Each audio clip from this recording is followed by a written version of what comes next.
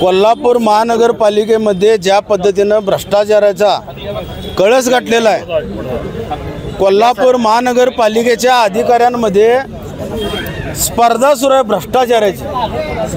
आणि या भ्रष्टाचार करताना जे अधिकारी पहिल्या नंबरला येतील त्यांचा बक्षीस वितरण सोहळा कोल्हापूर जिल्ह्याचे लोकप्रतिनिधी करतील, अशी आजची परिस्थिती आहे। महाराष्ट्र राज्यामधील सगळ्यात जादा भ्रष्टाचार करणारी महानगरपालिका कोल्हापूर महापालिका असं म्हणणं या ठिकाणी चुकीचं ठरणार नाही।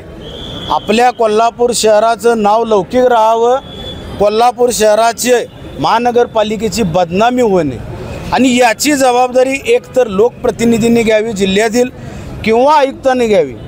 आयुक्तांनी घेतली तर त्यांनी अगदी सन्मानानं आपल्या पदाचा राजीनामा द्यावा किंवा लोकप्रतिनिधींनी स्वतःच्या पदाचा राजीनामा देऊन पुन्हा निवडणुकीत सामोरं जावं।